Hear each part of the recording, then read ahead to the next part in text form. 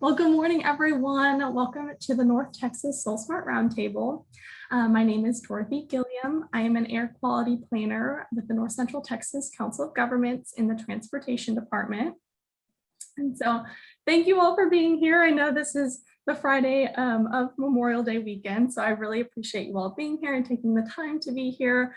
I anticipate this will be a very exciting agenda and discussion today. We have a lot of great people and are with us today. So thank you all. So I'll just go ahead and kind of preface the goal of this meeting. So why we're here today and why we as COG are putting on this roundtable. And so really this roundtable is something that we've been wanting to put on for a while. And really we want to be able to provide a little bit more information on the SolSmart program and other resources that we hope that you will find actionable coming out of this meeting. And so also, as part of this roundtable, we are trying to increase and make more cities in our region aware of SolSmart in the designation process, so we can increase the number of cities designated in our region. And so we want our local governments to be able to leave this meeting with enough information to hopefully start the conversation about SolSmart within their respective jurisdictions and kind of get the ball rolling if they choose to do so. So I will go ahead. We have a great agenda today. So I'm going to just provide a little quick welcome, some intro into some of our solar activities that we have planned and that we are pursuing. I'm going to hand it over to Dave at SolSmart. He's going to kind of provide an introduction to SolSmart and an overview and background of the designation process and how that comes to be. And then we are going to have a panel discussion between a couple of our SolSmart designated communities in the region. We have represented here today the City of Plano, the City of Cedar Hill, the City of Lewisville, and the City of Corinth.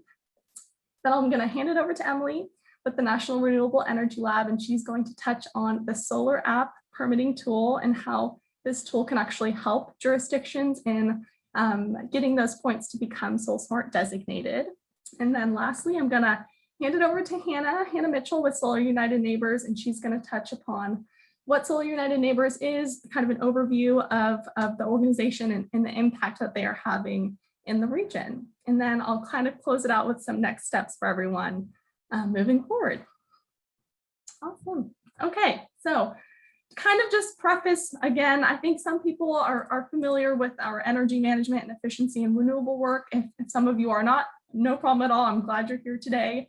We are focused on energy as a whole because of a whole slew of things, of course, but just a couple things in terms of improving air quality, increasing that local energy reliability, supporting our members' interests really in energy management is what has spurred the growth that we've had within the energy space.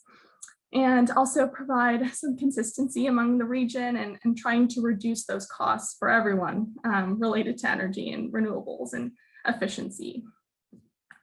So I think we have quite a few, cities that are within the region who are pretty much aware of our air quality designation, our ozone situation. And so we just wanted to preface this for those who may not be as familiar. That our region is designated ozone non-attainment, so the non-attainment for the pollutant ozone. And so this graphic is basically just showing the trend line for the NCTCOG region of the ozone trend line.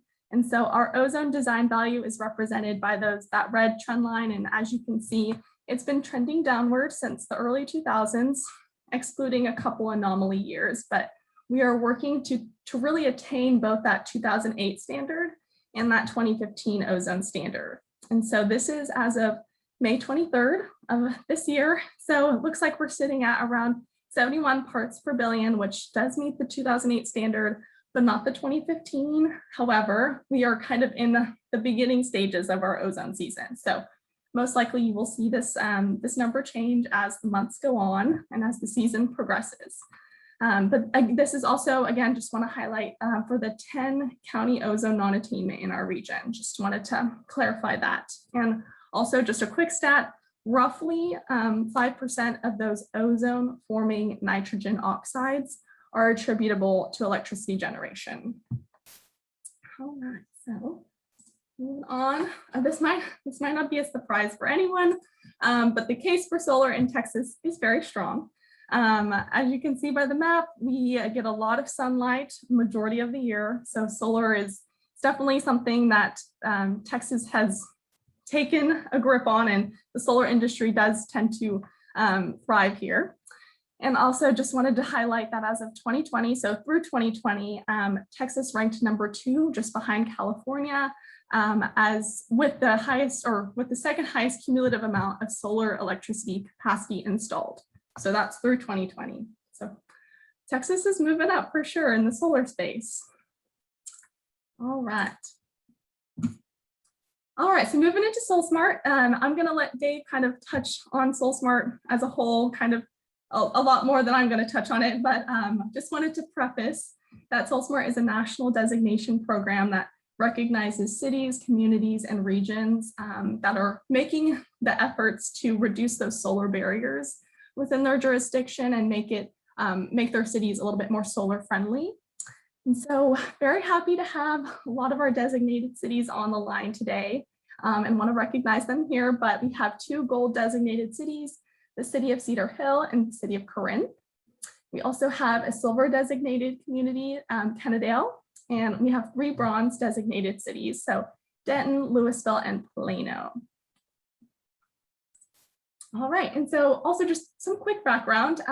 In 2017, this was before my time, but COG served as a SolSmart advisor to the North Texas region. And we had a couple roles, which included evaluating some of the existing municipal solar policies in the region, and also helping cities interested in pursuing SolSmart submit those application materials for them. And also developing and hosting many trainings for cities to help meet that SolSmart designation criteria. And so a lot of those trainings were recorded, and those materials are actually posted on our Go Solar Texas website, which I will highlight a little later on in the presentation. So if anyone is interested in those trainings or any sort of SolSmart resources, we have many, and we would love to point you in the direction of those. So also just highlighting some of the cities that we helped to advise, and of course they achieved that designation on their own and did all the hard work, but we were lucky enough to be able to help them in that process. So awesome. Okay, so in April of 2020, so last year, COG was designated as a bronze SolSmart community. So very excited about that, and we have outlined a couple of goals here. I won't get too deep into them, but if anyone has any questions on these goals and how we plan to tackle them, feel free to reach out to myself or our team and let us know. But we have some ambitious goals here to as part of our designation and how we want to further solar in our region. So. All right, and then many of you all might know about this project because we've been working on it for a couple of years now, but we are contracted with the State Energy Conservation Office with our Regional Energy Manager project. And so as part of this project, we work on many different energy related items, but one of which is solar. So we have some solar efforts that we're working on with this project. And the purpose of this project is to kind of, it's a regionally focused project aimed to expand that local government staff capabilities in energy management topics. And so this is a combination effort between our transportation department and our environment and development department. And so here are just some of the solar activities that we have outlined for fiscal year 21, which is kind of wrapping up here in a couple months and then moving on to fiscal year 22. So we're here today, we're hosting our roundtable to bring all of our cities that are interested in SolSmart together to kind of discuss SolSmart and how their city can take a lead in that designation process. We also have a goal of trying to get 12 North Texas cities SolSmart designated by August 31st of 2022. We have a priority list of about 6 that we are pretty confident are interested in pursuing SolSmart and that we will be reaching out to within the next month or 2 to kind of jumpstart that process for them and be a resource for them as they choose to move forward with SolSmart and the designation process. And also, we want to produce 2 best practice guides for solar ready construction. And some of you might be here because we mailed a formal letter out to the region regarding this opportunity, this roundtable, and some other SolSmart and solar opportunities in the region. So thank you for being here. If that letter reached you, we appreciate it. And lastly, we want to provide any technical assistance we can. Of course, the Solar Foundation provides that really hands-on, no-cost technical assistance in trying to pursue that SolSmart designation process, but we also want to be a regional resource for you all. And so if there's any resources or assistance that we as a COG and our team can provide to you all, we would love to be able to do that. And we're here for that. All right, okay, so this is going to be my last slide for the intro. So some Solar Ready Code appendices. We have some work related to this going on, and it's moving quite quickly, and it's pretty exciting. So for those who might not know exactly what Solar Ready is, it is referring to the design and construction of a building that is optimizing the installation of a rooftop solar photovoltaic system at some point after the building has been constructed.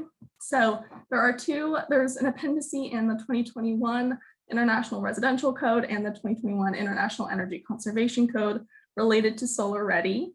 And really the goal with this is we want to support, and we are trying to get support of a regional goal to promote solar ready construction in the region. Again, these appendices are voluntary for local governments to choose to adopt completely, but we just want to get these out in front of the region and kind of have that regional goal to promote solar ready construction. So also we want the COG Regional Codes Coordinating Committee or advisory boards to review these appendices and also develop any recommended amendments as they see fit. And then also, lastly, our goal is to get these appendices shared throughout the region with an opinion paper or other action determined by the Codes Coordinating Committee. Yes, Regional Codes Coordinating, yet to be determined. So this work is kind of fresh for us, kind of just developing within the last couple of weeks, but it's moving pretty quickly. And so we hope to update you all as these solar ready codes kind of hopefully flourish and kind of cities are made more aware of them in the region. All right, wonderful. I'm happy to take any questions now. Also, any questions that you might have, feel free to enter them into the chat, and then I'll have my contact information at the end of our roundtable today, and you can reach out to myself or Lori or Tamara that are also online today. So I'm going to go ahead and stop sharing. I'm going to hand it over to Dave at SolSmart, and he is going to go ahead and provide that SolSmart overview and background and that process. So Dave, take it away. Great. Yeah, thanks, Dorothy. So yeah, very excited to be here and just introduce SolSmart. I'm going to go over a lot here, but and I can go, but pretty quickly. And so I can certainly talk about this more offline with anybody that's interested in going a little more into detail. But I want to first put up this obligatory acknowledgement and sort of disclaimer that SolSmart is funded by the U.S. Department of Energy, Office of Energy Efficiency and Renewable Energy. And so my name is Dave Golembeski. I'm a program manager with the Solar Foundation and have been working on the SolSmart program for about 3 years now.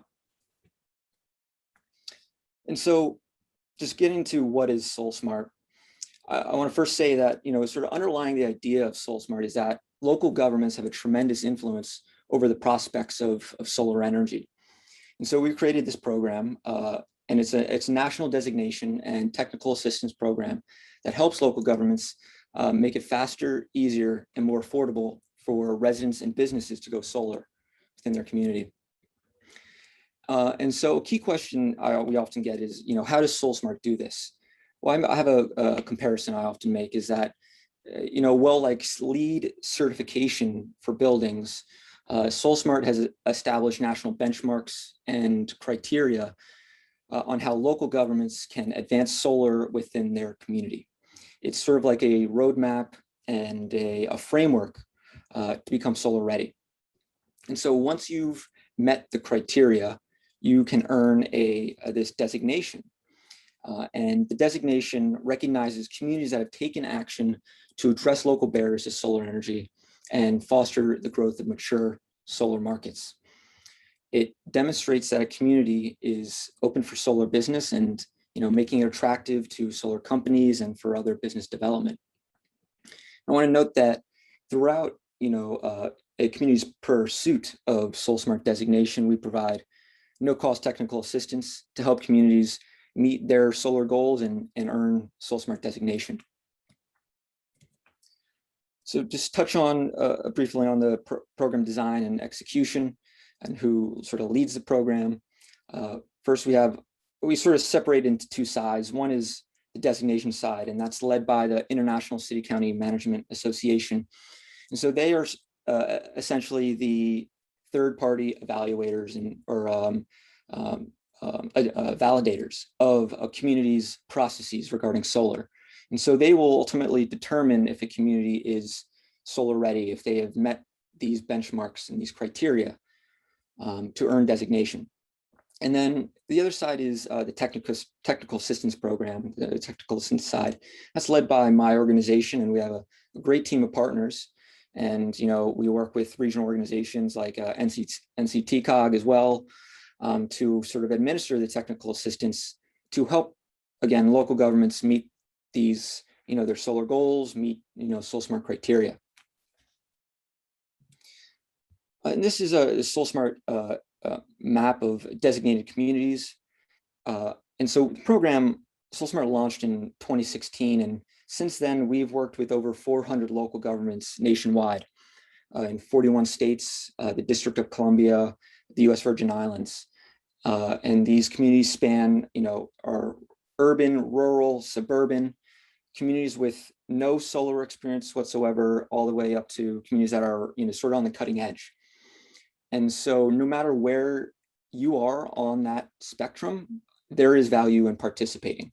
I think, I'm really proud, program's really proud that the program can be very tailored to a community's unique, interests. So if you're a very rural community, you might be more interested in large scale solar. And so we can help develop, zoning regulations and the permitting process regarding large scale. And if you're a suburban community, you might be more interested in rooftop solar.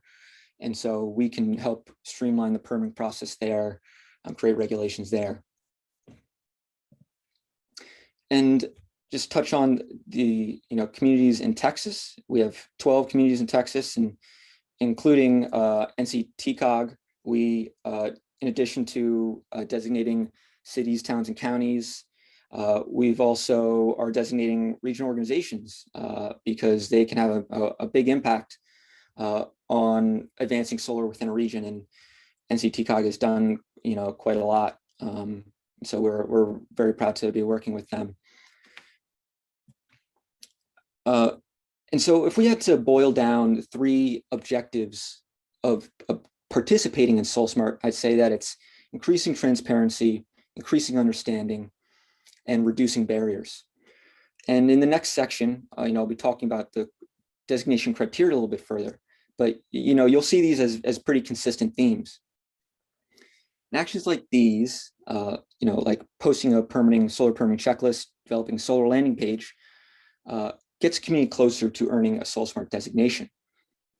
And each action is correlated to a certain number of points. And so, yeah, objectives for SolSmart, increasing transparency. So if we have post a solar permitting checklist, and we say that because it's really important for local government to identify what are the required submittals for a small rooftop PV system. So do you require a building permit, an electrical permit, a zoning permit? Do you require a site plan, specification sheets, installation manuals, right? And oftentimes local governments don't say that anywhere and are not very explicit about it. And that creates uncertainty. It requires, maybe, developers, installers to visit the office, call the office, it's all this back and forth. And so just by having that in the list of everything that is required for a permit all in one place online, easily available, just really streamlines the process, makes it easy for staff and for installers and for the installation to ultimately happen. Increasing understanding. So, as I'm sure many of the folks know, development in Texas, the growth of solar in Texas is experiencing exponential growth. It's pretty amazing. And so I'm sure many of the local government staff here have been getting an influx of interest from developers and from installers of saying, hey, what is your permitting process? Or can we lease land? What is the process to install, to do large scale solar within the community, right? And so with this influx of interest and of development, it's really important that staff, your permitting staff, your inspection staff, your fire and safety staff are all trained on solar best practices. And then reducing barriers. A overly complex and lengthy permitting process it can certainly be a barrier. It can increase costs that are ultimately passed down to the consumer, and can increase costs for the installer, and raise, I guess, increase the amount of time that's local government staff are spending on permitting when it may not be necessary. Yeah, those are the objectives at a high level. SolSmart criteria, and that is encompassing 75 unique actions, or credits is what we refer to them as, and they span across 5 categories. And as I mentioned before, they correspond points ranging from 5 to 20 based on how impactful that they are. And these categories are permitting inspection, planning, zoning, government operations, community engagement, and market development. And so there are 3 designation levels, bronze, silver, and gold.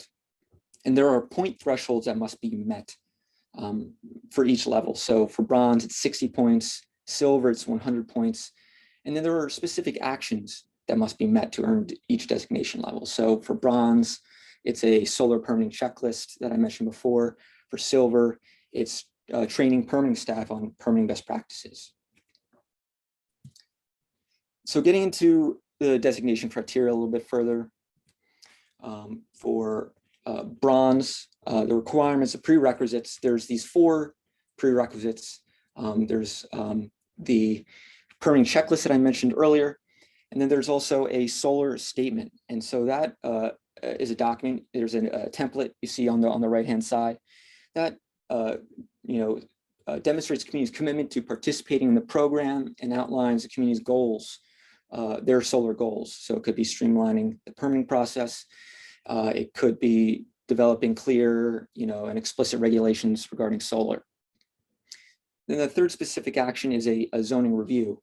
And that is something that is actually done by this SolSmart, technical assistance provider.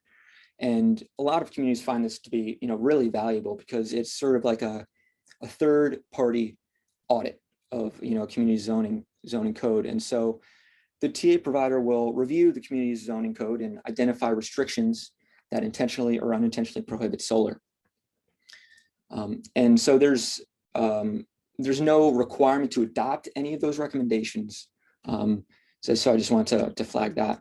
And then there's 60 points total for in the bronze category. And for silver level, there are some trainings. One in particular is a permitting training for permitting staff, and then 100 points total for silver. For gold, one of the requirements is codifying in the zoning ordinance that accessory solar is explicitly allowed by right in all major zones, and there not be any intentional or unintentional barriers to accessory solar. And then 200 points total. So getting into the different categories, permitting inspection. And so among all the ways that local governments can influence solar development, permitting and inspection practices are one of the most important. And since solar systems are new to many communities, the construction process is often unfamiliar. And so this leads to sometimes a slower and more complex permitting process. And this can, increase cost of a solar system ultimately. And so we have 20 credits or actions that community can adopt to help simplify community's permitting and inspection process. And these actions together, help to create a process that is transparent, efficient, cost-effective, and all while adhering to safety standards. And one item, specific credit I want to call out is the online permitting process. And this sort of having an online permitting process results in a faster turnaround time and less time spent, traveling to offices for pickup and drop off, less, time, on the phone talking about, the process with installers. And, Solarup, which is going to be discussed a bit later, is this brand new, instantaneous permit processing platform that is completely free to local governments. And Emily from NREL is going to be discussing this platform a bit later. But communities that use Solarup have potential to earn quite a number of points in this category. But one of the most important actions is the permitting checklist, and have some examples from some communities in this area in Texas. And Cannondale has this permitting checklist, and you see here, they outline what are the specific requirements. What is a specific permit form needed? They say a site plan, that they want some worksheets. So this is just a good example here. Planning and zoning category. So, thoughtful planning, regarding solar is a crucial step to laying the foundation for taking action. Incorporating solar in local planning documents sets the community's vision for integrating solar within other land uses, and it creates cohesion and buy-in from each department and community stakeholders. Transparent and solar-friendly zoning regulations can help facilitate the rapid expansion of solar within a community while simultaneously preserving community character and historic resources.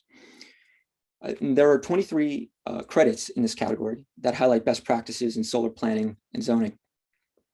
Specific actions I'll call out are, include specific solar PV goals, metrics, and strategies in, your comprehensive plan, your energy plan, sustainability plan. That can earn a community, 10 points. So an example of how you meet that is setting a target number for solar installations across the city. Another action that could be done is exempting rooftop solar PV from certain restrictions. An example of that could be height requirements. We've seen often that maximum height requirements can be an unintentional barrier because in many districts, buildings are constructed up to maximum allowed height. And so this can limit the ability to install solar, particularly in flat roofs. And so, for example, exempting, solar from height restrictions like you would with chimneys or antennas or satellite, on a roof could earn you, 5 points. And so I want to flag the city of Brownsville. It's not in the region, but, this is an example in Texas.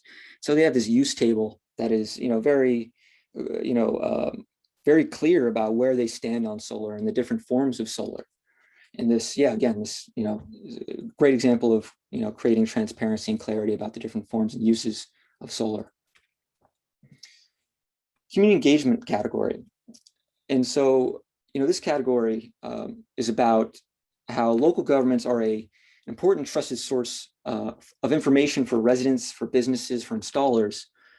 And so posting information on the local government's website, providing public education and engagement opportunities can help residents and businesses interested in solar make informed decisions.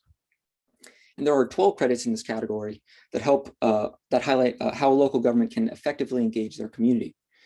One example is, a solar landing page, and that can earn you a community 10 points. And if you have these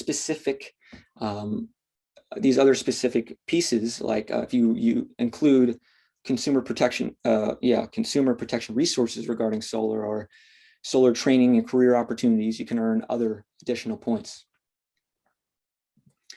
I want to flag a City of Cedar Hill's solar landing page. This is a great example.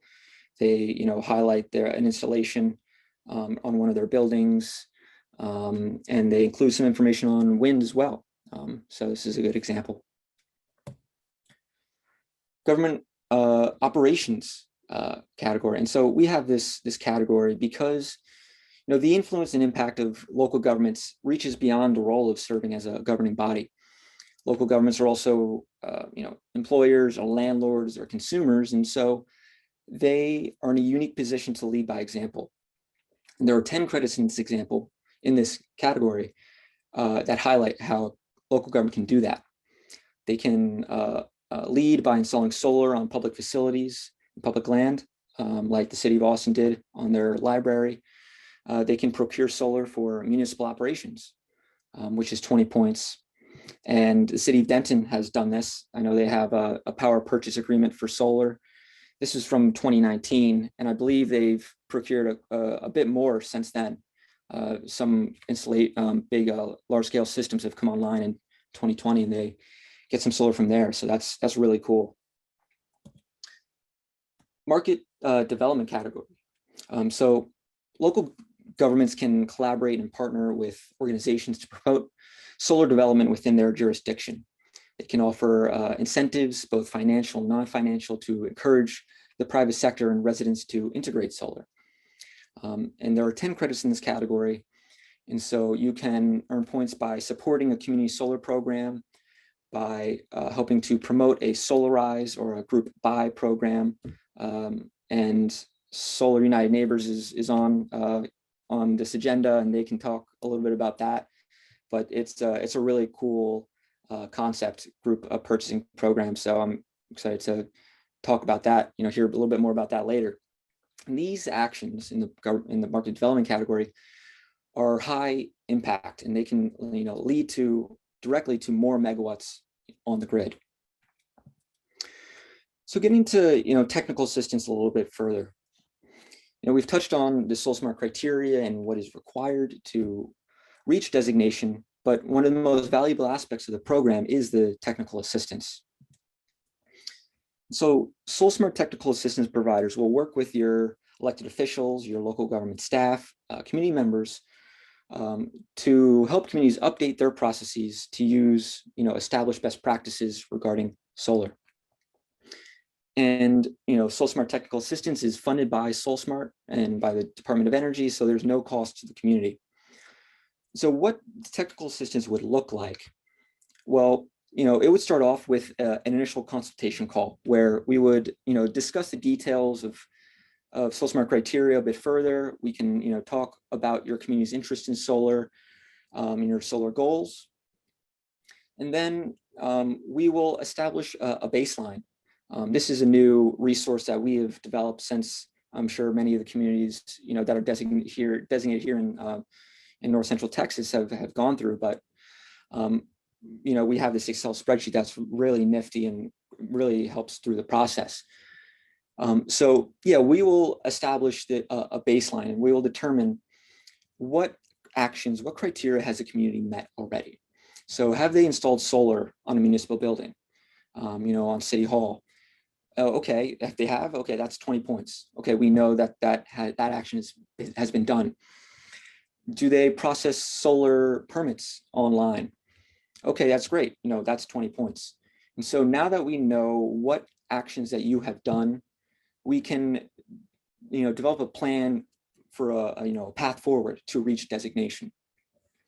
And so we will, talk on the phone. We will develop a plan tailored to the community's interests, solar interests and goals to reach designation. And we will work over the next several months to over a year. I mean, the engagement in SolSmart, there are no sort of limitations in terms of time. We have worked with communities that is spent as little as 1 or 2 months up to over a year. And so I want to flag that SolSmart was just renewed for another 5 years. So we'll be around for quite a while. And so we can help communities through the process for sure. And also want to say that flag that we have a wide variety of templates and resources to help communities fulfill SolSmart actions. And just say that communities don't have to reinvent the wheel with some of these things, like a solar permitting checklist. We have this template that you see here, where it makes it very easy, where you just have to sort of tinker with it slightly to meet your community's local standards, and there you have it. There we also have trainings available, recorded online. We periodically host, those trainings live. And so, yeah, a lot of these resources are available, and encourage communities to check it out. Getting to the designation review process. The objectives are, are to evaluate all applicants fairly, to ensure that the SolSmart designation is meaningful, robust, and highly valued.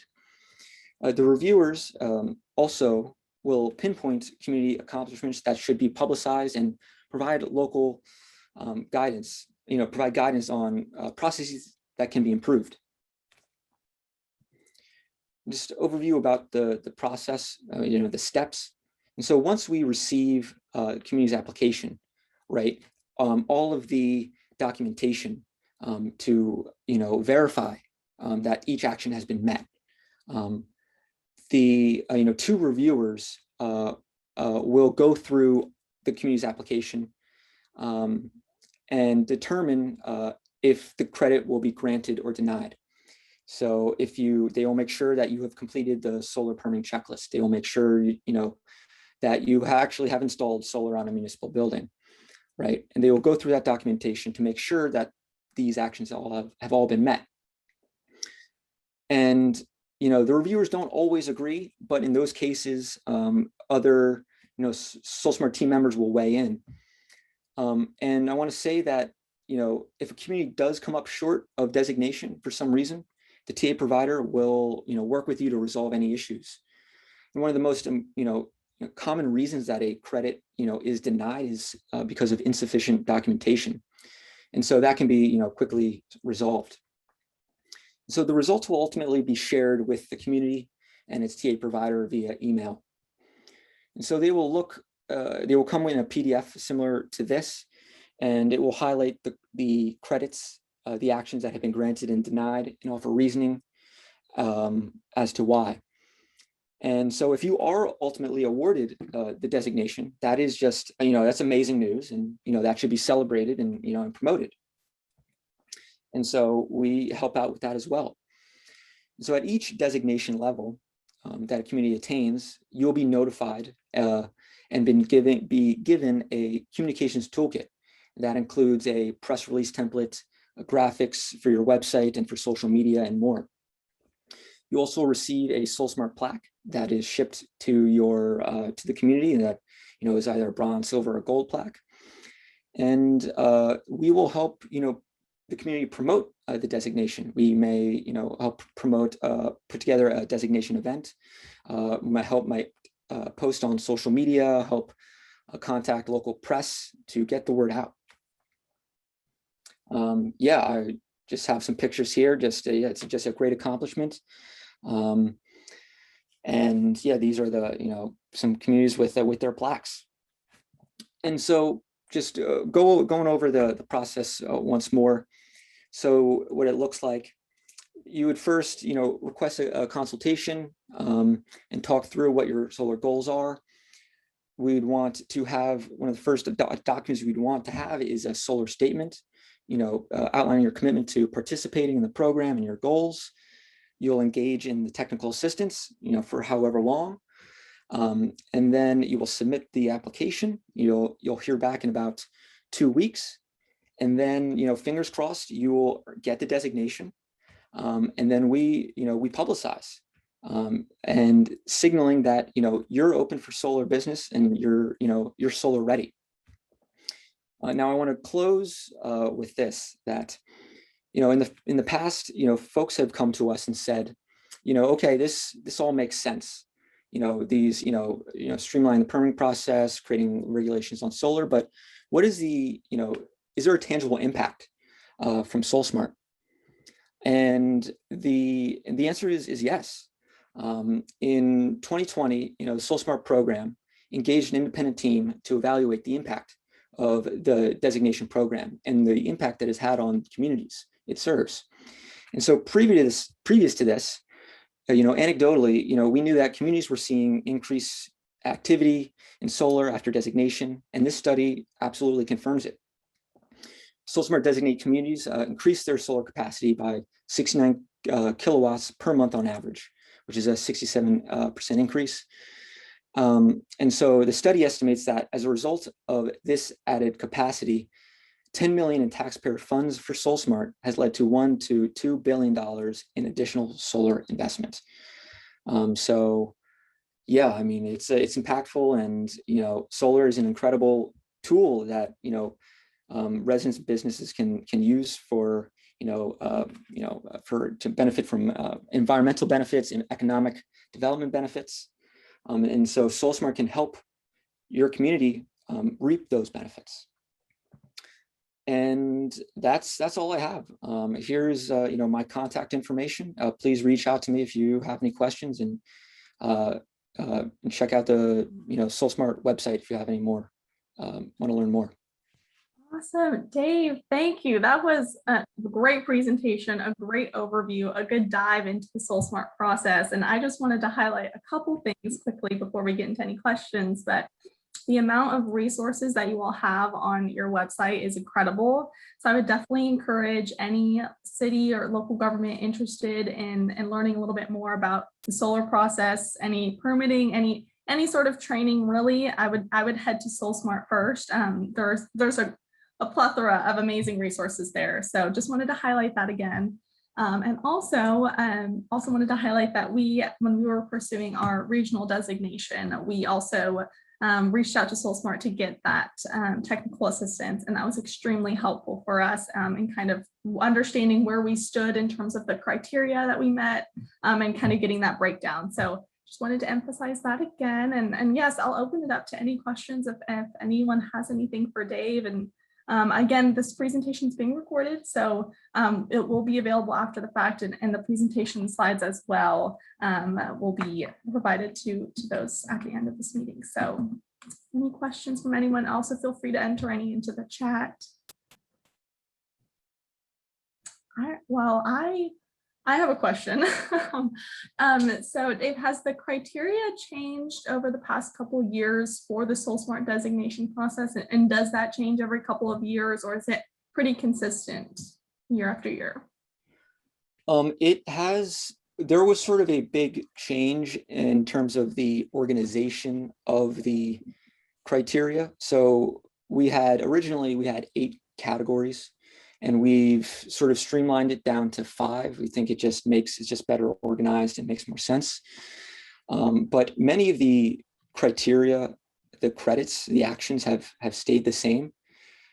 We have tinkered with the specific language to make sure it's just much clearer, and there's not, because sometimes we'd get, some uncertainty about what the intent of this credit actually meant. And so we just tinker with the language a little bit, and we added additional actions that, to reflect newer best practices, like, procure a power purchase agreement, or one was support, I guess, like agrivoltaics, look into that, or put together a decommissioning report for large scale solar. So, slight updates. That's awesome. No, that's great. That's great to hear. Wonderful. Okay. Any questions before we move on? So Dave, all right, awesome. Dave, thank you so much. Again, really appreciate your time and the great overview. So thank you. And again, if anyone has any questions for Dave, feel free to reach out to him and yeah, we'll get those questions answered. Awesome. Okay, I'm gonna go ahead and we're gonna move into our roundtable discussion part of this agenda today. Okay, awesome. So I've got a couple questions lined up for a couple of our designated communities. So, and again, if I know we have the city of Denton represented here today too. But also if the city of Kennedale is here, love to have you in this conversation as well. So feel free to chime in. And again, any questions, this is an informal time for us to kind of talk through a couple things, and any questions are welcome. So I will kind of open the floor to Yarkis, Dewey, Mendy, and Cleve. If y'all want to, I'm going to ask a couple questions and feel free to chime in as you'd like, but I'll kind of kick it off with this first question is really, what was the motivation from y'all's perspective as to why your city wanted to pursue a SolSmart designation? So yeah, I'll open that up. So, this is Dewey with the City of Cedar Hill. So, so we just thought that SolSmart really did align with our community values. The City of Cedar Hill, we had an existing 480 panel system at our government center. And we really believe that our processes should also match those values that we had. And what we really did find, ultimately what was really valuable in this whole process was what Dave mentioned earlier was actually that technical review. And I really do credit COG staff for really taking that initial step of laying that groundwork for us, where that review was so helpful, and the subsequent work plan that came out of that review was just made it so easy, right? Where basically the goals were really just laid out. If Cedar Hill wanted bronze, this is the work plan. If Cedar Hill wanted silver, this is the work plan. If Cedar Hill wanted gold, this is the work plan. And it really was changes and tweaks to our processes and the streamlining of our processes, which we originally thought was already at that high bar, which we learned through this technical review could improve. And that was kind of the idea of going through this process, was how can the city improve, and how can we more align our processes to the values that we already have. Thanks, Dewey. That's wonderful to hear, and I'm so glad that laying out of the process was helpful for you all, and I hope it was helpful for other cities as well. And Cleve, I see you're off mute. Feel free to chime in if you'd like. Got involved. As you know, our city manager, Bob Hart, is a huge advocate of anything that COG does. And so he came to me one day and said, hey, check into this and see what you can do. And I've been a solar advocate. I'm going to tell my age here, but back in the 80s, I designed and built one of my own homes with the solar application, and also off scale, the passive solar. So I have a huge interest in it. So I took it on, and I was very, very proud of the fact that we had achieved silver. And I brought him down to my office, and, I had a big smile, and hey, here's what we've done. We've got silver. And he just kind of sat there quiet. He went, silver. And so, man, a few words, but very powerful statement. So I got after it, and we achieved the gold designation. But having said all that, it's the tools that were available. That's what makes it so easy, because we're all busy, and it's like, oh, here comes another mandate, or here comes another, designation, or whatever the case may be. But having those tools available, having the checklists available, having, knowing what we needed to do to achieve this designation, and not more than just achieving that designation, but realizing what it does for the build community and what it does for our constituents, who at the end of the day reap the benefit from this product. So being able to dedicate ourselves to have a quick turnaround time, lower the cost of the permitting, which hopefully is passed on to the consumer, and making that easy, and then also having the education and having the luxury of having a staff that knows what they're looking at when these applications come through and when the inspections happen. So great program. The only challenge I see is your rural application, because what I've run up against in some rural applications is, while it's great, you can put in a 10-acre solar farm, but they don't have the grid to handle the power. So there's got to be some way to get kind of that connection between the purveyors and the location of that power to distribute it, because that's a difficulty on the rural side.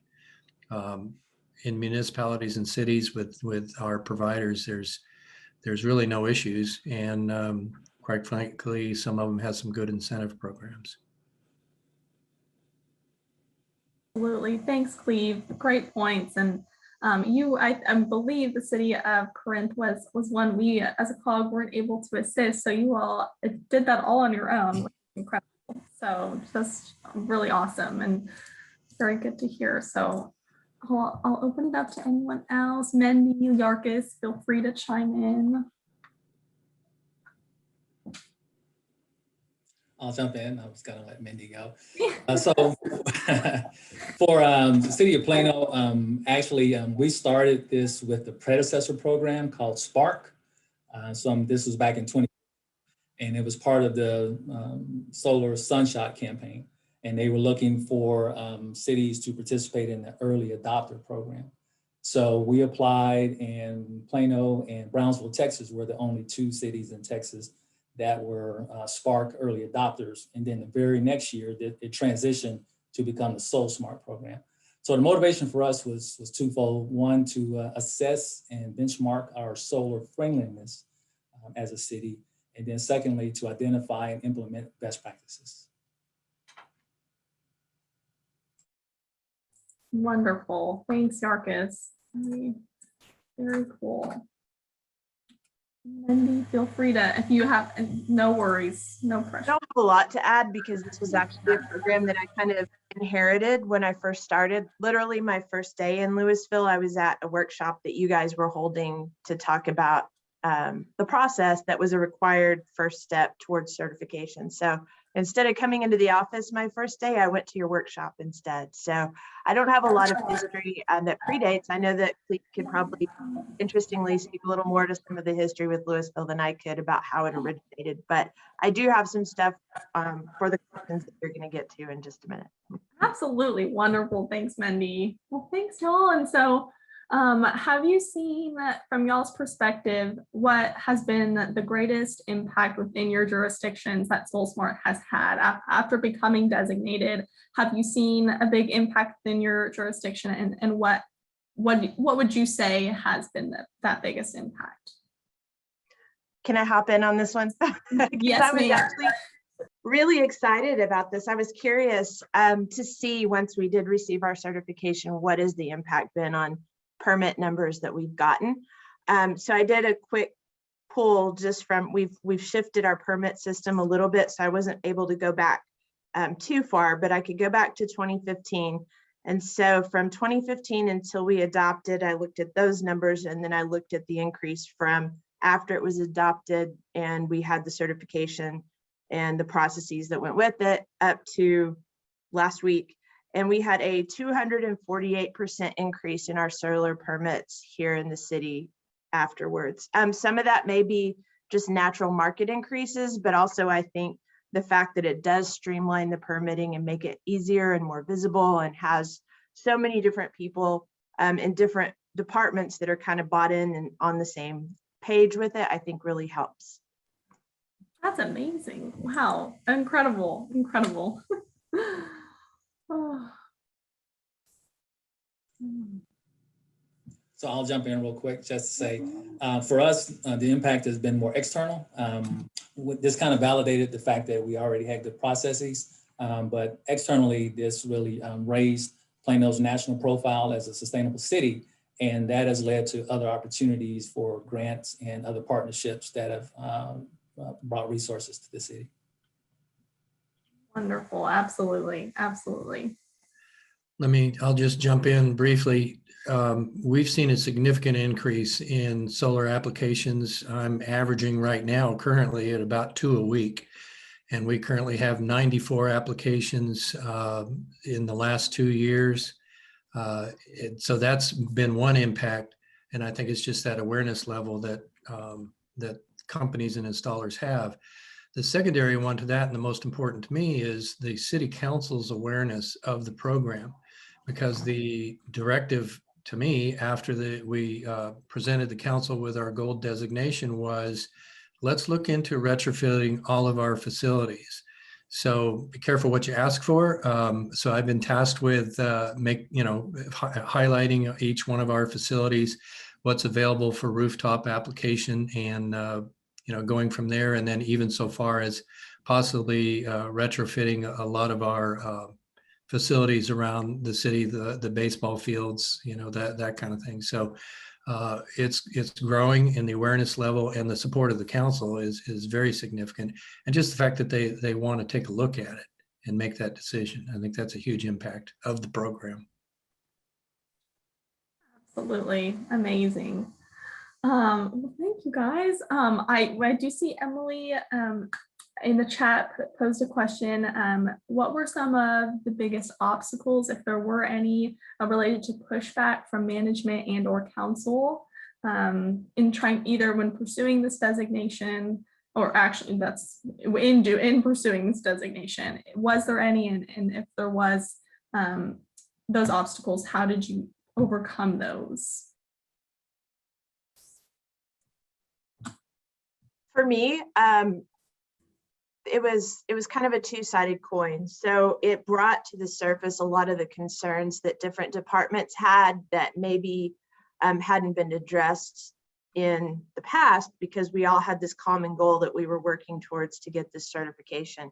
And so we started looking at kind of where different areas had heartburn about it. Like planning was concerned about certain areas that maybe had certain design criteria for houses in that area, and what did we need to make sure we were doing around that? Would it fit within what their idea was from an aesthetic standpoint? Fire was concerned about safety and, the roof footprint, and was there room, and, all these little pieces. And then building inspections had their own concerns. So it was an opportunity to get all of these people at the same table with really great resources. And that's, for me, where the technical expertise piece was really, really helpful.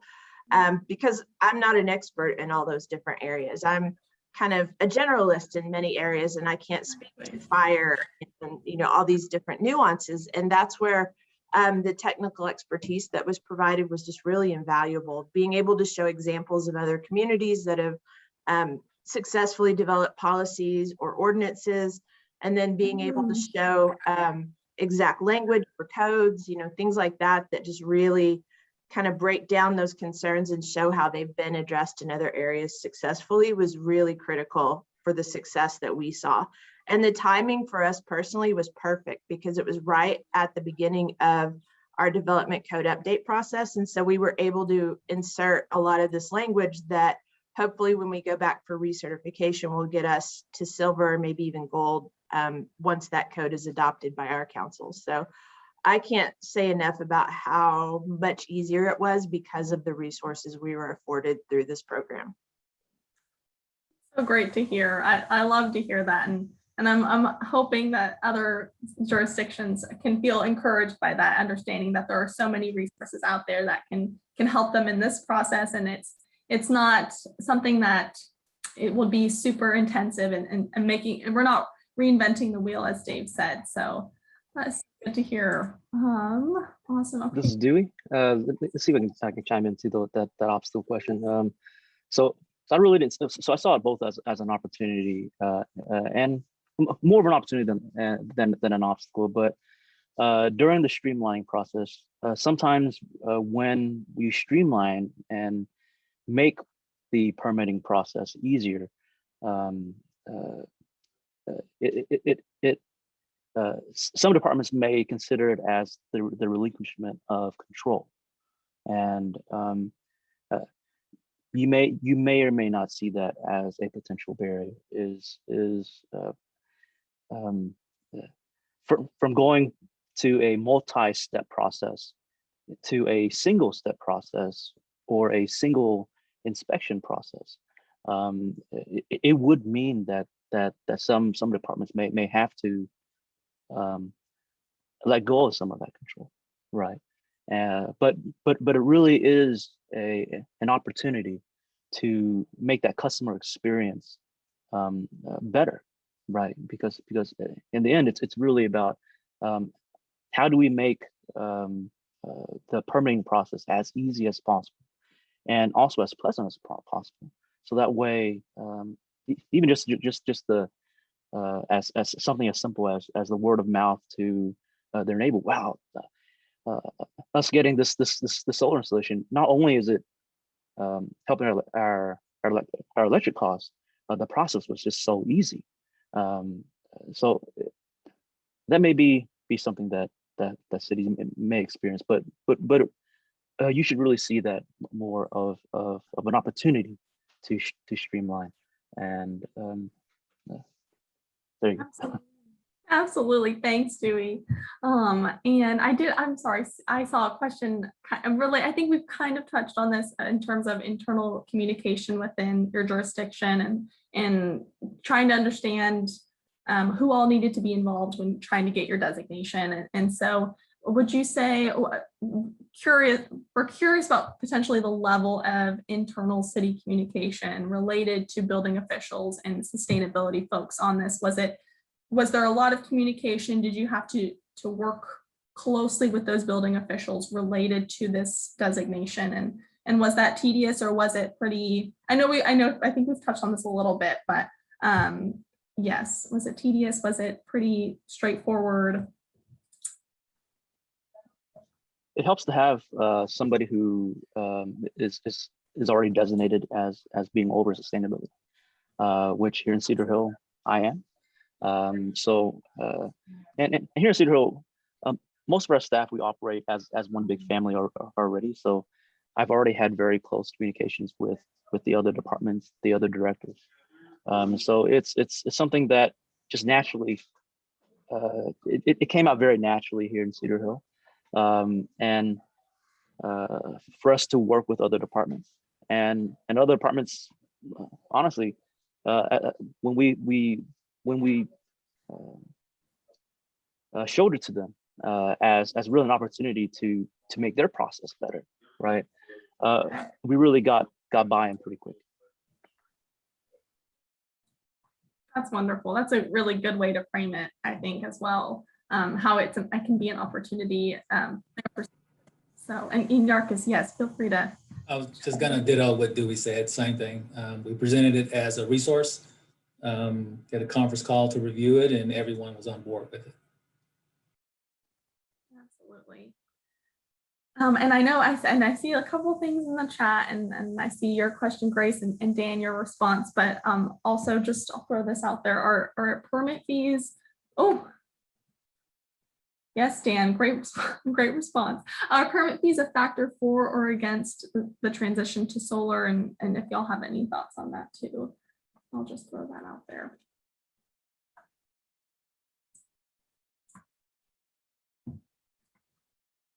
If not, no problem.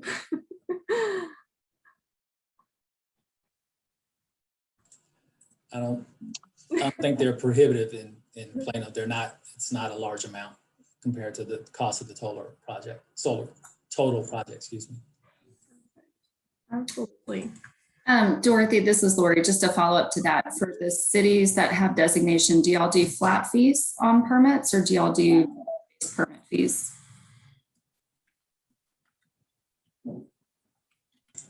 This is Dewey with Cedar Hill.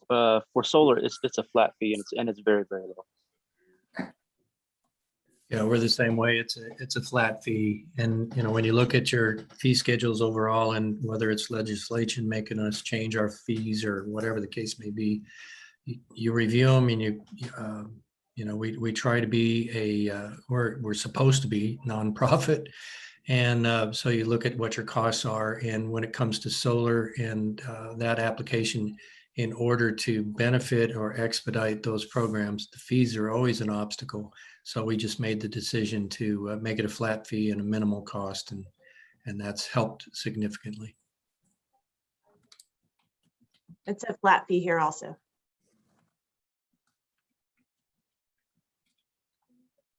Good question, Lori. Awesome. Okay, well, I'll kind of preface a little, or I'll close it out with a closing question to you all. But for those cities who are not designated but are interested in becoming designated, what would you say if there's any advice or any things that they should focus on when trying to pursue their application? Is there anything specifically that they should know when going through the application process and that designation process and application? If y'all have any closing thoughts or final thoughts there for any of our cities. This is Dewey. So my biggest advice is to get with COG staff. They make it easy. They make it easy. So just because we have like this huge solar installation on our roof, like that solar installation really didn't contribute much when it came to points. It was really everything else, right? That was the big bulk of our solar application, our SolSmart application. And it was really COG staff that really set that work plan for us to get our go designation. Without that plan, where I was able to actually show that to, the city manager's office, where, hey, it's really just this easy, right? These are the steps, and it was very black and white. So that way, the mystery behind what the city needed to do to obtain our designation, that was completely removed. So step one, contact COG. Thanks, Dewey. Yes, we would love to be able to be a resource for you all in any way. And we do have a lot of solar resources and SolSmart resources for designation. So definitely reach out to us for sure. I would encourage you to, as you start, because you can't do this in a vacuum. So as you start reaching out to these other parties and these other departments, it's really helpful to have that information or the wording that you may need already there from the checklist that Dave was showing, the Excel spreadsheet and all earlier with the different points you can earn in the different categories. Some of those are going to have very particular language or very particular wording. And if you can have that kind of in your back pocket as you're heading into these meetings, that way it's very clear, this is what we need it to be. Here's what we currently have and how do we get it to this point? It makes it so much easier to kind of have that framework that you're operating within and laying those expectations there. Also, to kind of echo what Dewey said, it was really interesting when we went through it. There were some categories where we had an abundance of points. We had the required and the optional and everything. Like, we were way good in that category. And then there were other categories where we were trying to just squeak a point through so we could get what we needed. And that's okay. I mean, that's part of the process. And if it gets you across the finish line, you don't have to have that abundance for every category. It doesn't have to be perfect. Yeah, I'd like to just jump in and great resources, but I also think that there is a benefit in reaching out to building officials or planning folks or whoever's in charge of the SolSmart. How did you get your designation? What did you do? What can we do? And helping each other kind of do a peer review of our different cities. I know that I've talked to a couple of other building officials who've said, hey, I've been charged with this. What did you do? And I know, Mindy, you and I apologize, I didn't get back to you, but we had a hallway discussion as I was passing through to another meeting in regards to the solar designations. And I think it was just kind of kidding, but it was like, you can do better than that. But we're all a resource for each other. And so we have COG, we have the SolSmart community, and then we have all of us folks that have been through that process as a resource. So don't leave that out as not being available. Amazing. Thanks, Cleve. Great points. Great points. Absolutely. We are definitely all a resource and would love to help in any way we can, all of us. So Okay. Well, thank you guys. Thank you all so much for being here and lending your thoughts and insight into SolSmart and your designation. We greatly appreciate it. And if anyone does have any questions, again, these cities are here to help, I'm sure, in any way that they can. They've been through the process, so they are a resource. So please don't hesitate with any questions. I'm sure they'd be happy to help. So, all right, thank you all again. I really appreciate it. All right. Okay, so we're going to go ahead and move on to our next presentation of the day. And if there are any other questions, again, we'll be monitoring the chat, so feel free to pop them in there. I'm going to go ahead and hand it on over to Emily with NREL to talk about the solar app permitting tool. I'm going to share my screen. Emily, welcome. And it is yours whenever you're ready. Great, thank you so much. Well, first, I just really want to start by saying thank you so much for the opportunity to present to all of you. We're really excited to share Solarup with you. And I'll also give a quick introduction for myself. So my name's Emily Feckety. I'm a market and policy analyst at the National Renewable Energy Lab. A lot of my research focuses around permitting, inspection, and interconnection. And I also am spearheading our direct outreach to communities. So this is a really great setting for us to be able to chat with you all. We can go ahead to the next slide. So to tell you all a little bit about the National Renewable Energy Lab, if you haven't heard of us before, we are one of the Department of Energy's 17 national labs, though we are the only lab that focuses on renewable energy research. And our research and development focuses on secure domestic energy with economic viability. Additionally, our energy analysis informs future research and development really across the market. We can go ahead to the next slide. So the National Renewable Energy Lab has been working with an all-star team of experts to build an online permitting platform that will automate rooftop solar plan review and produce compliant approvals instantly. This is really great for SolSmart because one of the requirements, especially if you're going for that SolSmart Gold, is to have a turnaround time within, I believe, 3 days. And SolSmart can, or excuse me, Solarup can offer that to you and turn that to 0 days. So that's really great. So we've been working with industry groups, code bodies like the ICC, the building safety community, environmental organizations, and of course, local governments to develop Solarup. And Solarup is free for jurisdictions to adopt, which is part of also why we view Solarup as an economic recovery driver. Data actually shows that growth compounds once permitting is online, and even more when it moves towards instant approval that we're offering. A great case example of this is San Jose, California. They automated their PV approvals online, and they experienced a 6 times growth in the solar permits that were coming through and getting approved. So this type of growth clearly equates to more business, which leads to more local resources and frankly, more revenue for less effort. And Solarup is really, thank you, Dorothy, that's good there. And Solarup is really meant to make online automated permit processing more accessible, especially during a time when no-touch processing is so important, like we have experienced with COVID-19. So on this slide here, we really like to emphasize that local governments and rooftop solar are really allies, especially in our desire for safety, environmental outcomes, local resilience, just all these things you see kind of listed on the slide here. And quality is one of these that I really like to call out because it's something that is really important to both of us. And Solarup is aiming to improve both the install quality as well as quality of inspection records. And as far as economic development, during difficult economic periods, solar has really remained popular, meaning that the solar industry can help bring in revenue when other industries cannot. And rooftop solar has been growing for 10 years straight, which is really not expected to change anytime soon. That can be a great thing for a community, but as some of you might know, it can put a strain on City Hall as that capacity increases.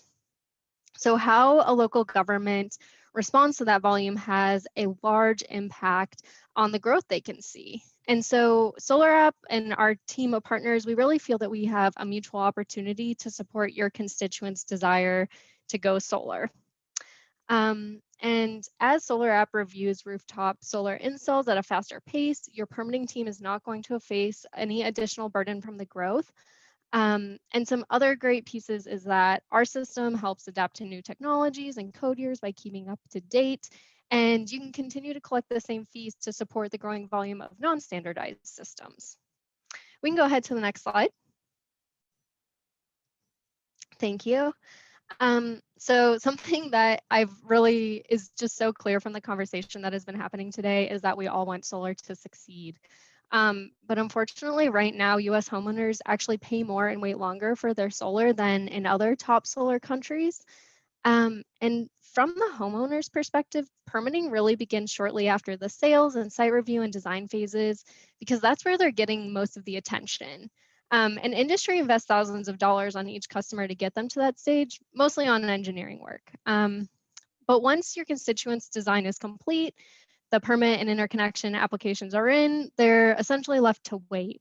Unfortunately, they might get distracted, move on to something else. And even once the installation has been approved, the homeowner needs to find time on their calendar to take the next step. So it's all very uncertain for them. And unfortunately, we end up losing up to 10% of solar adopters who drop out of the process for every week of delay to install. So that's another thing that Solarup is hoping to decrease, are these cancellations and folks dropping out of the process who were initially interested. We can go ahead to the next slide. And given conversations that we've had with a lot of other jurisdictions, it's actually become really clear to us that these residential rooftop PV projects are fairly common and they're really easy to approve. They often take no more than an hour to review. But because of the sheer volume of applications, they usually end up sitting in a queue before they get reviewed. And that's what's really adding to that turnaround time. The good news there is that Solarup can cover 70 to 80% of the permits submitted for solar and approve them without any delay. It is important for me to mention that Solarup is somewhat strict about what we can consider standardized or what can go through Solarup. So if a project does not meet Solarup eligibility, it basically just gets kicked out and has to go through your traditional review process that you're already utilizing today. And through Solarup, you will get the same permitting fees, and it's very likely you'll see total collections go up as faster approvals keep more homeowners on track. We can go ahead to the next slide. So on this page, we're kind of displaying Solarup eligibility or systems that are currently compatible. We are focused on residential PV at this moment. And we are compatible with the 2017 NEC and 2018 IBC IRC. And very soon we will also be compatible with the 2020 NEC. Also coming very soon, Solarup will be able to instantly approve applications for residential storage. And that's a piece we're really excited about and that we've heard from a lot of jurisdictions that that's a very high interest. And Solarup will continuously update based on new codes and continue to add new technologies. So in the future, Solarup will be able to instantly approve applications for EV chargers and more. And we're always happy to hear from our jurisdictions what is most important to them and what they feel is most important for us to focus on integrating as well. We can go ahead, thank you. So what does Solarup actually do? We will provide an instant online permitting system for residential systems, and this is at no cost to jurisdictions. We enable standardization of the permitting process, which is really nice for the installers in your area. We deliver automated instant plan review and permit approval, and this is completely touchless and available 24/7. We provide clear inspection checklists to help streamline the inspection process. We can integrate with your existing software platform. We've already been working with some platforms like Acela, Tyler Energov, and eTrackIt. If you didn't hear your existing platform, don't worry, because we are very willing to work with other permitting portals as well to help integrate. if your system was not one of the ones I listed. And we also will help the adoption of energy storage and are expanding to other technologies and market segments as well. We can go to the next slide. So this slide here is actually displaying the really important piece. How does Solarup actually work? This slide gives a pretty high level overview of what a contractor would walk through in Solarup. So an installer would spend about 15 minutes moving through fire, structural, electrical, and workers' comp questions. There's about 50 in total, and our system is automating checks that your permitting staff would otherwise have to do themselves. And if an installer gets any questions incorrect, our system will give them live feedback that guides them towards a compliant answer. Also, because it's automated, we can really quickly catch code issues, typos, errors, and because it's responsive, we're able to return corrections and provide guidance for getting those answers correct. This is especially great because this would otherwise require some back and forth between an installer and your jurisdiction. We've found from our conversations that especially new installers like to use permitting and building departments as kind of a QA resource. So if they get something wrong, our system is right away flagging that for them and telling them what a correct answer would look like. And when an installer completes a compliant application, they will pay a Solarup administrative fee. This is a fee of $25 per application, and this is how we're able to offer it to cities and counties at no cost.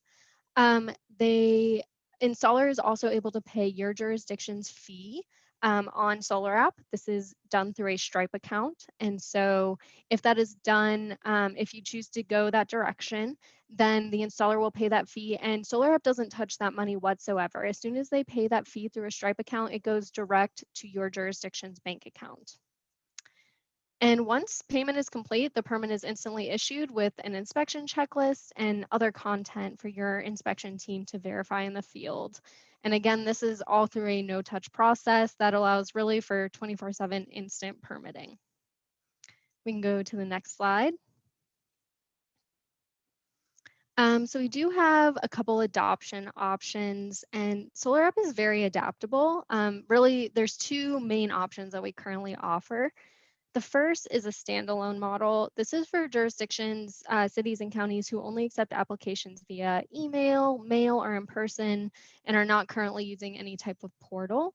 In this scenario, Solarup can really handle every piece, every step of the process for you. So the installer goes in, fills out their application, pays our administrative fee. Then they could pay your permitting fee using a Stripe account on Solarup. Solarup would then internally store the approval documentation as well as email it to both the installer and to your city or county. So that documentation is very easily accessible at any point. The second option, we call this our integration model. This is for jurisdictions already using some type of online portal system. I know I mentioned earlier, we have a partnership with Acela, and we've also been working with the Tyler Energov and the eTrackit systems actively. And in this system, it would start similarly. So an installer would fill out their application, pay our administrative fee, and get their approval documentation. At this point, they would be redirected to your portal where they could upload and all those approval documents. They would have an approval ID that they could input. On your system, they could pay your permitting fee, and then your system would be able to issue that permit. And through our partnership with Acela, we're actually working on an API right now where all of that information would be instantly transferred. So the installer would not even need to upload anything. All of that would directly be transferred over to Acela, which is really great. Yeah, so we can go ahead to the next slide. So if moving forward with Solarup interests you, this slide kind of walks through what that process looks like.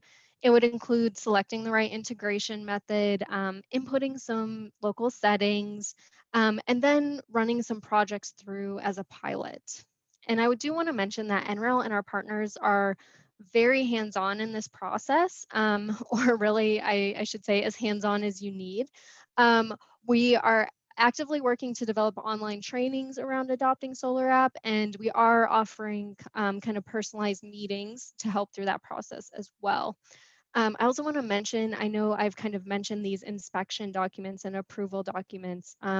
These might be a little different than what your current inspectors are used to, especially because we do not require any plan sites or line diagrams.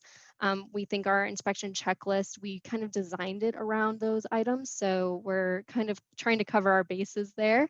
But we have already developed training videos around those documents. And we are working with IREC to develop those. So there will be some certifications coming around that as well. We want to make adapting those documents as easy as possible, both for your building department and your inspection team. We can go ahead to the next slide. And so this is my last slide here. I know I covered a lot of information today. So if you're interested in learning more about Solarup, or if you would like to share it with your local building department, if you're not in your building department already, NREL hosts a technical demonstration twice per month, typically on a Tuesday and a Thursday.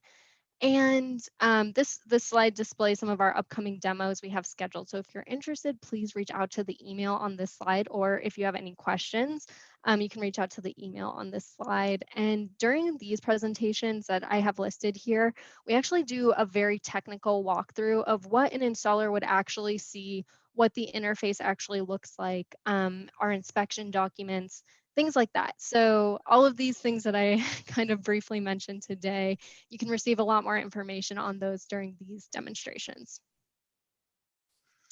Yeah, so we can go to the next slide. And I just want to say thank you again so much for the opportunity to present to you all. You can see we have our website here, as well as our email that you can reach out to with any questions. And I'm happy to field any questions that you have now.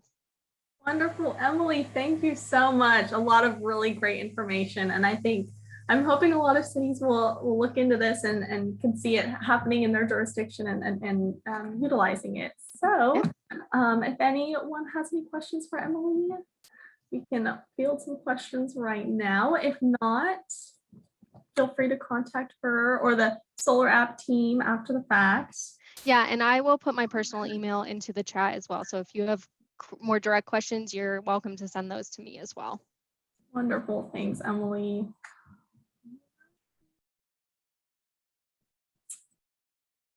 Well, with that, I don't see any. Awesome. Well, Emily, thank you so much. We really appreciate it. I feel like all of our presenters today are they all come together in this overarching SolSmart and how you can utilize Solarup in achieving that designation. I think this is great. So lots of great information. Thank you so much for taking the time to be here. Thank you. Absolutely. All right. And yes, and we'll be watching. So if you do have any questions that come up, feel free to post them in there. And it looks like Plano is part of the Solarup cohort happening right now. So very nice. Awesome. Okay. And then I'm going to go ahead and transition to our next presenter, Hannah Mitchell with Solar United Neighbors. So Hannah, welcome. Hi, I can present. I can share my screen. Ma'am. Absolutely. That's great.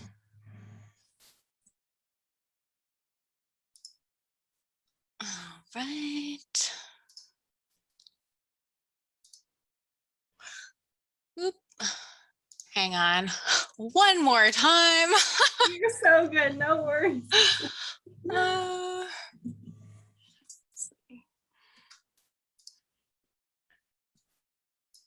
All right, y'all. Is that good? Perfect. It looks great. Okay. Well, thanks so much for having me. I know I believe this is the last presentation of this Zoom meeting, so I will try to make it as exciting as possible for the final 20 minutes of our discussion. My name is Hannah Mitchell. I'm the program director for Solar United Neighbors of Texas. We are a nonprofit organization, and I'll just be going into a little bit of our work coordinating group buy programs, or what we call solar co-ops.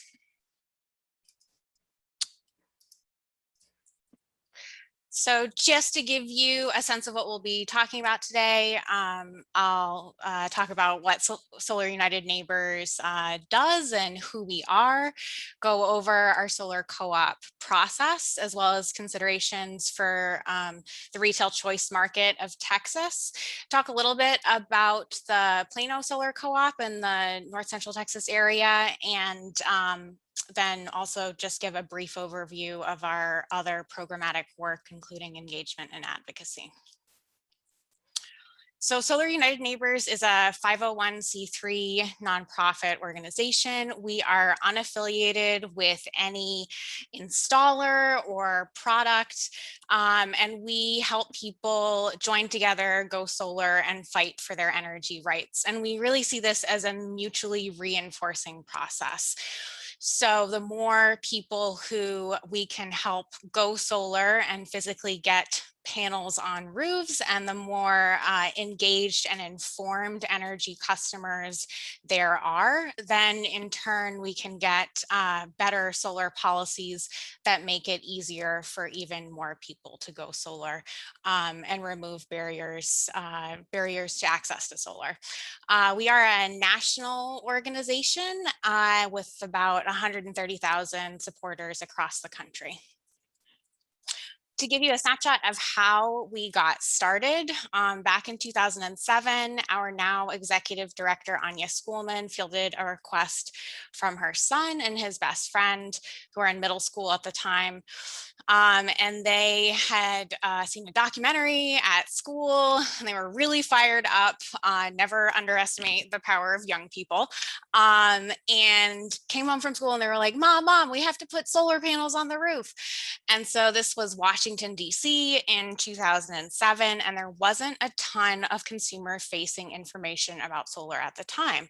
So Anya started looking into things, and it was relatively expensive, and there was permitting involved, and there was potentially a tax credit and paperwork. And so she said, you know, if we're going to go through all of this, we might as well take the whole neighborhood with us.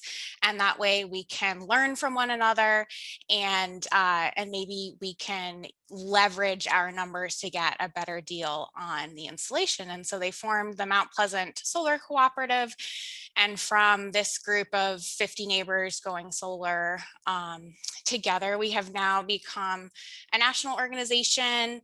We have staff on the ground in about a dozen states, including Texas, and have programs that reach truly a national audience. To give a little bit of a snapshot of our Texas impact, we launched our work here in December of 2018. We have facilitated, or are in the process of facilitating, 10 bulk buy programs or solar co-ops. This has meant that we have educated over 1,000 people about solar and renewable energy options. We have seen over 730 kilowatts of solar installed by members, which has in turn meant more than 23 million pounds of lifetime CO2 equivalent offset, almost 2 million invested in local economies, and the majority slice of how people hear about our co-ops is through our partner organizations. So partnerships with local community groups or municipalities is really important to the growth of solar and the growth of our co-op work. A couple of reasons, let's see. Advance. There we go. We know that people go solar for many different reasons, especially in Texas. And we don't really care why people are most interested in solar, but we hope to make that process as easy and accessible for as many people as possible. I'll be going a little bit deeper into how our solar co-ops work, but just so you have a sense right now, this is a group process. It's usually about 6 to 8 months from when we launch, usually with some sort of press event, through when we do public information sessions, through when the installers chosen installations happen, and we have some sort of culminating celebration at the end. In addition to our solar co-ops, other resources that we have for either people interested in solar, solar owners, or advocates are guides for getting the most out of your solar system. We have guides for selling your solar home. And we also have a variety of one-pagers and action kits for people who are interested in learning more about what either the regulations are within HOAs or how best to get your HOA on board with solar. For people who are interested in going solar on their own, we have a help desk with PV specialists, and people can sign up for individual consultations if they would like support reviewing a solar proposal. And of course, we have informal ways for our members to connect through listservs and our Facebook groups. So doing a little bit of a deeper dive on our solar co-ops. Sometimes the slides advance and sometimes they don't. Here we go. So a solar co-op is what we call a group of people in a relatively similar geographic area who are all interested in going solar at roughly the same time. They're usually mostly homeowners, but we do encourage small businesses or even nonprofits like faith institutions to join the co-ops if they're interested in learning more about solar. They're always cost and commitment free to join. And many of the people who join our co-ops will attend information sessions and spread the word about solar to their neighbors, whether or not they end up going solar themselves. To give you a sense of the timeline here, so as I said, it's roughly a 6 to 8 month process. The co-op starts generally with a public launch to get the word out about this opportunity. And the first step is really for people to learn about solar through a public information session. If they are interested in becoming members of the co-op, they can sign up on the co-op's landing page. And then it's really up to everyone to grow the group. So we ask all members to post on Facebook, put up flyers, talk to their friends and family and neighbors, and our community partners are really instrumental in driving that recruitment process. Once we have at least 30 people who are interested in the co-op and have indicated that interest by signing up, and signing up just means they put some basic information about their homes. They put an address, roof age, financing interest, if they want batteries, if they want EV chargers. And we will do we'll do an initial roof review for people so that folks who have either undue shading or roof situations that are very complicated or in poor condition, we can tell them off the bat that, these are the factors that might not make your home suitable for solar. But once we have that critical mass of at least 30 people, Solar United Neighbors will issue an RFP on behalf of the group to installers in the area. We encourage any installer who's interested in bidding to sign up in our installer portal, and they'll get access to bids for all of our co-ops in the regions that they select. And then Solar United Neighbors will follow up with installers, make sure that proper licensing has been submitted and that all of the many questions in the RFP have been filled out so that co-op members who have volunteered for the selection committee will be able to, as much as possible, compare apples to apples. And ultimately, it is up to members of the co-op, not Solar United Neighbors, not partners, to choose the installer for the group, because we really believe that the people who are getting in the solar should make that decision about which company is going to serve them. And a little bit of information about how our co-ops are formed. Sometimes we field requests from a couple of people in a neighborhood who want to start a solar co-op for either their neighborhood or their city. We really lean on the partnership of local nonprofit organizations. We love working with municipalities and other entities that can really serve as promoters for the co-op, while Solar United Neighbors can handle the consumer education and the RFP process. But we do like to partner with a wide variety of organizations and really look for input from the community as to where our next co-ops are happening. And here's just a snapshot of some of the local groups we've partnered with in the not too distant future. I will add that through Rocky Mountain Institute's Renewables Accelerator for municipalities, Solar United Neighbors has served as sort of the implementation partner for about 7 different municipalities across the country. And we've really enjoyed working with municipalities and have a fairly long history of helping municipal governments achieve their sustainability and their solar goals.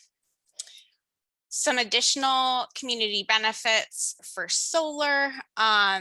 So many, as I just mentioned, many municipalities are utilizing solar co-ops to meet sustainability goals. And some of the benefits for this is having a nonprofit do the organizing for the group. So there's no sales pitch for consumers. We really work to build consumer trust.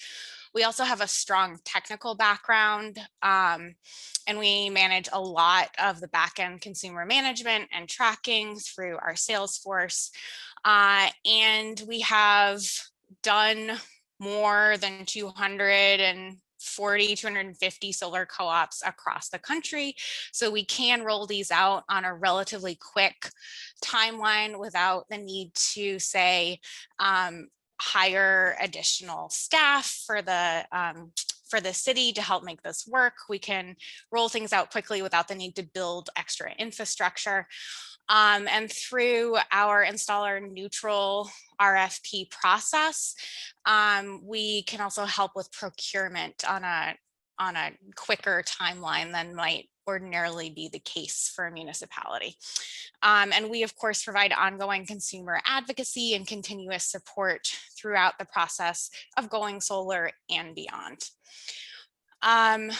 We have an open solar co-op in Plano. It's closing to new members on the 31st, so on Monday.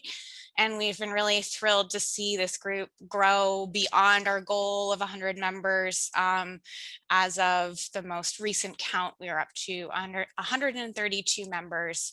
Of course, not all of these people will end up going solar, but a lot of our work, as I've mentioned a couple of times, is the consumer education and advocacy. So even if people do not, even if, say, 25 or 30% of those people end up going solar and the rest do not through our co-ops, at least these people have learned more about solar and electricity in Texas and may end up going solar later down the line, or sharing the information with more people within their networks and or volunteering excuse me, to advance policies that make it easier for more people to go solar.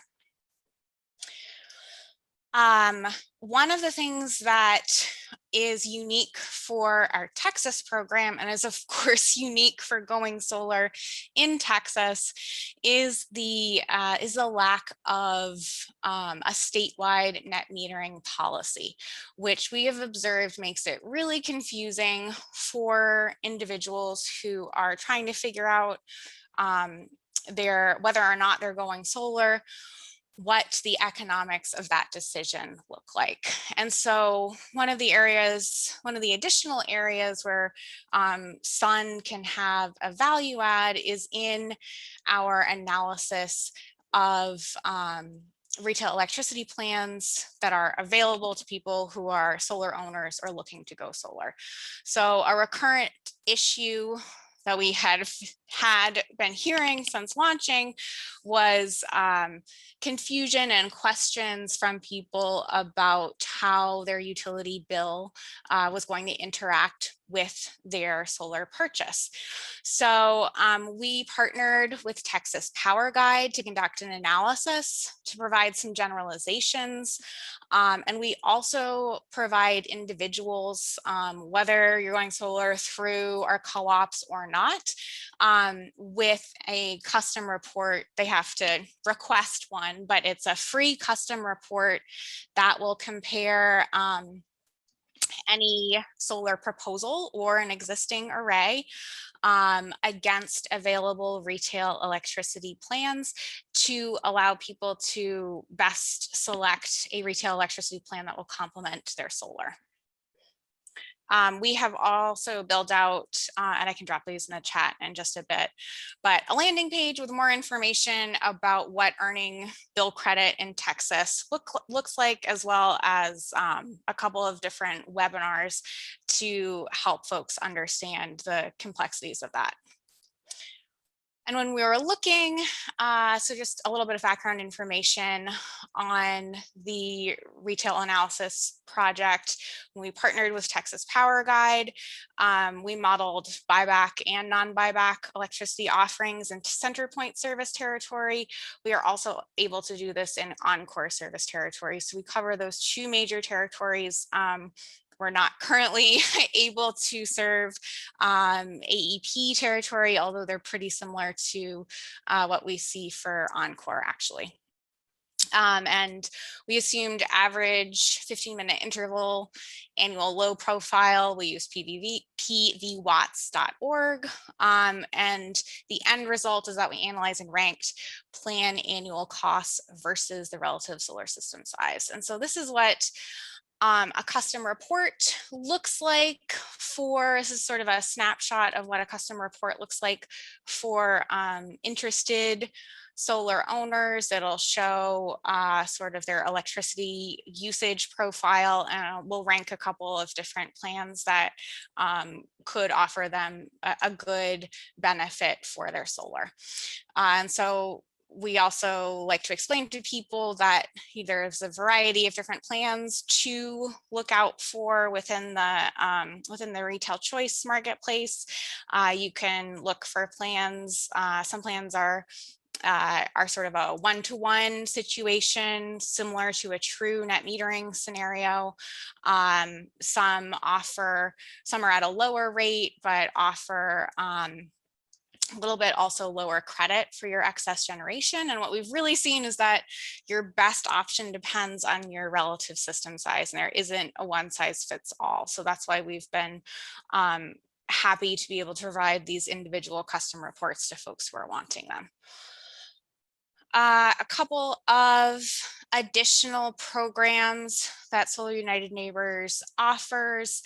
As I mentioned, we engage in advocacy, and we help people join together. So some of our engagement activities include, we have a sun patch program for Boy Scouts and Girl Scouts. We work with a letter to the editor network of solar owners and supporters to share the word about solar issues or solar co-ops. We have articles club, movie screenings, and we do a bunch of monthly trainings and events for our members. And finally, we work to advance policies that make it easier for more people to go solar.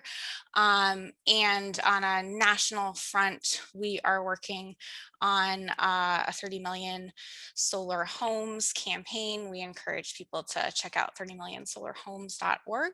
And we really know that energy democracy requires informed, engaged, and active energy consumers.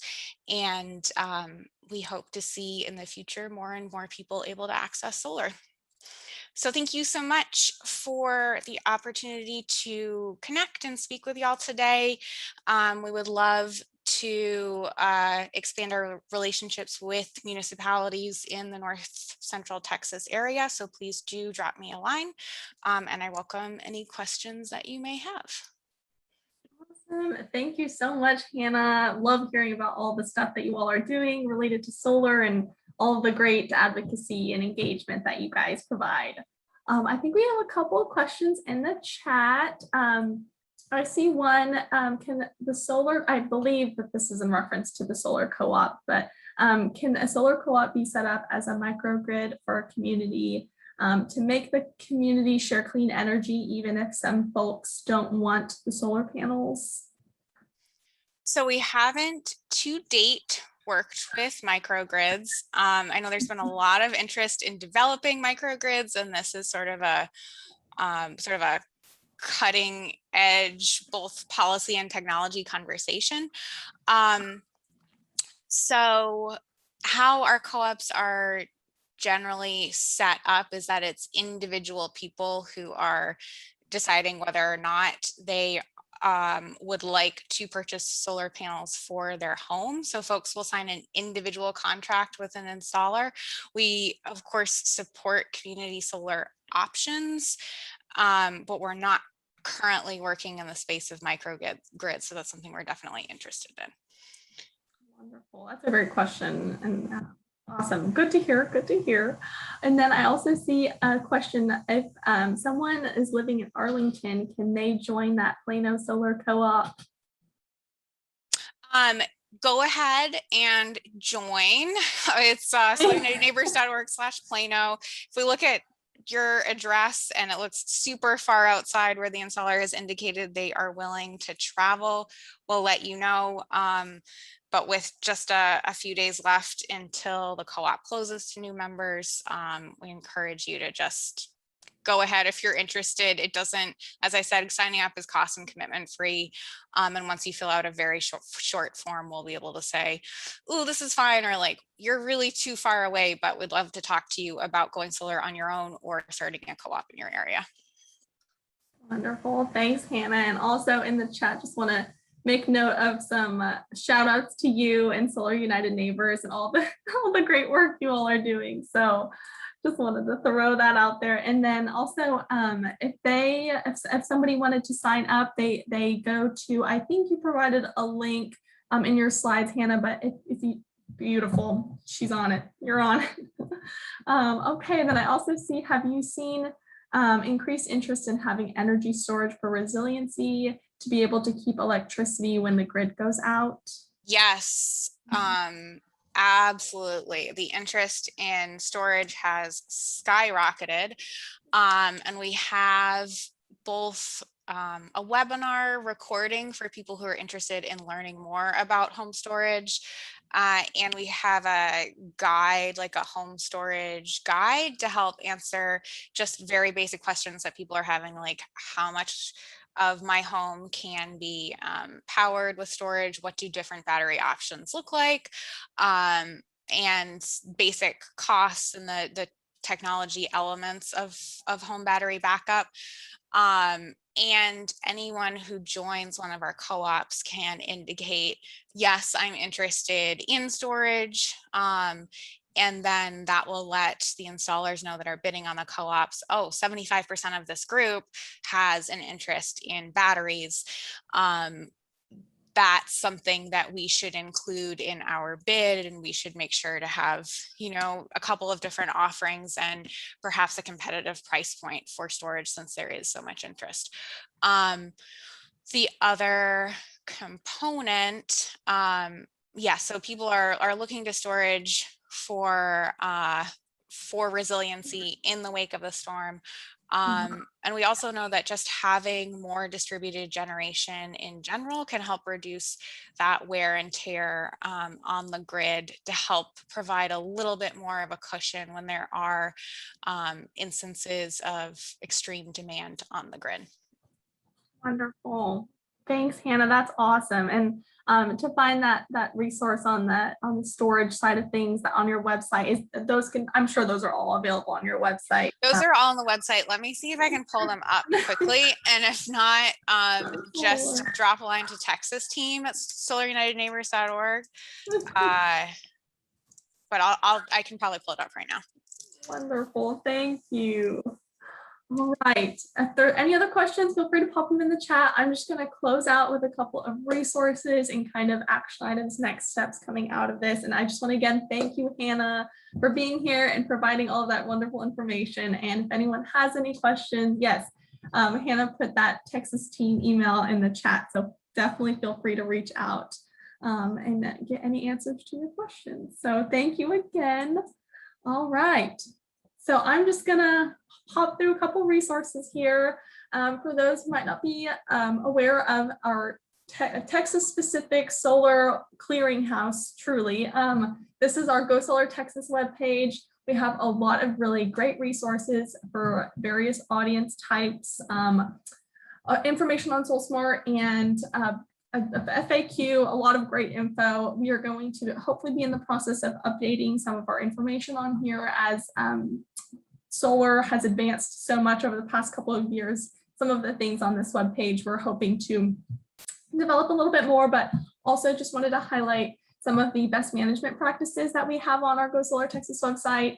These are great resources to help you in terms of some of the criteria for your SolSmart designation. So we just wanted to make note that we have a lot of resources. Not only does SolSmart, their webpage, have a lot of resources, so do we, and we have a lot of great trainings as well. All right. Perfect. And also, we would be amiss if we didn't mention CECO's resources. So CECO, the State Energy Conservation Office, offers a whole ton of, or a lot of really great resources for entities trying to achieve energy management or efficiency goals. I won't go into detail into all of them here. Again, we'll have these slides sent out after the meeting, but preliminary energy assessments and no-cost technical assistance, if you're looking for ways to try and understand different efficiencies that you can identify within your organization that you're looking to try and identify, these are definitely great resources to kind of tackle and reach out and try to get assistance on. Also, Watt Watchers for schools and families, the Texas Energy Codes Compliance Collaborative. CECO has a lot of great stuff going on, so definitely feel free to check out these resources. And if you have any questions, definitely reach out to us, or CECO would absolutely be available to help as needed.